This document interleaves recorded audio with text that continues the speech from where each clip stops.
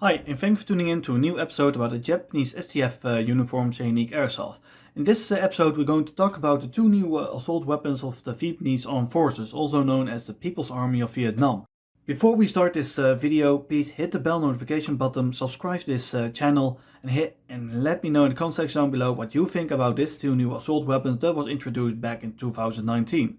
Also, we're going to make some more videos per month, but I really need your help to subscribe to this channel and share my videos as much as possible with your friends and family who are really interested. I'm mostly going to talk about the Vietnamese armed forces together with Japan, South Korea, Taiwan, Laos and Cambodia and several other Asian countries where uniforms and some weapons that are not so much discussed about or talked about on YouTube. So I'm going to talk about more a little bit, but I need time to research all those uniforms, all those weapons. But I really hope that everyone will like this video and hit the bell notification button. So without further ado, let's start this video. So back in 2014, the Vietnamese are looking around the world to upgrade it or even totally to replace the AK platforms that they have to a new weapon that is still using the same curved magazine in 7.62 by 39. And it is still simply to operate, still has to have the same mechanics and same parts to interchangeable with the new weapon as with the also older weapons. And they looked also to the Russian Federation, to the AK-74. It looks like that the Russians are upgrading their arsenal like the AK-12 that was introduced in 2015. But at the same time, they were also looking at Israel. They already have some partnership to manufacturing and upgrading their T-55 tank. They have sent some representatives of the government and some high officials from the armed forces, and they were in some ways really impressed with the weapon itself. So they bought some quantities of Galil Ace-31, the carbine, and the normal assault rifle long barrels. I do not know how much they bought, maybe a few hundred or a few thousand to test in the field for the Vietnamese Armed Forces. And at the same time, they also bought the manufacturing rights. They can create their own weapon in a factory known as C-111, all the way back from the 1950s, first Indochina War. So in 2014, some of the badges of the weapons were already available for the armed forces for field tests. And they were found out that there were some problems with the same weapon. Even it had a simple system built into it, like the AK-47 of the AKM platform, but they still have some issues with it that they really want to address. The Galil Ace version uses charging handle on the left side, selector switch on both sides, but not the AK selector switch, and they use an M4 buttstock. It could not be folded in. I thought maybe if you upgrade it and leave the buttstock from the M4 on it was the best option, but they went another way.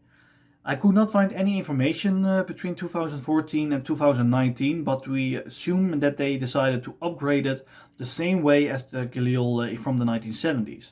Because as a picture they look really similar, even they were built different, materials are different, and even the new version, the Vietnamese rifle, is using real system. So let's look at the system itself, where they upgraded. First let's go to the buttstock. They replaced the M4 stock to a metal buttstock like as the FN FAL version. The same goes with this 1970s FAL, 1970s Galil version. I do not exactly know why they decided to go with the folding stock of the FN FAL version like the Galil from the 1970s. Maybe because it is manufacturing much more simpler compared to the M4 buttstock. I don't really much know about that, unfortunately. Let's go to the part system itself at the heart of the weapon. The bolt carrier system. They really want to remove the charging handle from the left to the right side again. They really want to have interchangeable parts as much as possible. So the charging handle from the left back to the right, like the AK platform, was the most suitable for them. You would think that the selector switch on the left side will stay. Same goes with the older Galil weapon. But unfortunately, somehow, for some reason, they didn't, and they removed the selector switch from the left to the right. But on the other hand, you really want to have replacing all the weapons with a new weapon. When it comes to the new system, you really want to have that your soldiers, the draft soldiers who are already in the army, you really want to have the same system so that the soldiers who are already in the army doesn't have to retrain all over again. We also can see that with the M4 and the M16 variations from in the United States Army. They go from a long barrel M16 to an M4 carbine version and they now go to a whole-size battle rifle. I'm going to make a video about that in the near future, but it's more about my personal opinion about it. We're not going to talk about that right now. So, with the manufacturing parts coming more and more at the same like the old AKM platform, you would think that the charging handle and the selector switch, when the buttstock is folding in on the right side, that the charging handle will become in the way. But they also figured it out. Let's put the charging handle a little bit higher, so that it will not be in the way when you are operating the weapon, when the folding stock is not collapsed out in the standard position. No hook on the right side where the buttstock will attach. Really simple, collapse it out without much resistance. Iron sights is almost really identical to the Galil 1970 version. Handguard, same goes with the 1970 variation Galil. Some people will say, why changing the handguard when you already have that? But according to information, the Vietnamese armed forces found it that the handguard is too thick for their hands. You have to remember, the Asian people are a little bit more smaller compared to Western countries like from Europe and the United States. Also under the handguard we will also see some rails system options, but why also not on the left and the right side? I don't really know. Maybe they found out it will not be necessary. They really want to have some rails system options upper of the receiver and underneath for a handguard or with a bipod. So this system will eventually replace every AK weapon for the newcomers from the soldiers who have to go into service for a few years in the People's Army, and the older AKs that are still in service will eventually be given to the local district armed forces, known as the People's Militia District. They're still using World War II weapons like the M1 Garand, M1 Carbine, BARs or 30-06, 1919 like machine guns. There are some footage out there. Because there are so many ammunition and weapons are in stock, so why replace those weapons when you have still many parts and ammunition around? In some time those weapons will be replaced by the AK platform for local districts militias. So in 2019 they revealed this STV-215 and 380. The carbine version is also really interesting, and that's the length of the carbine.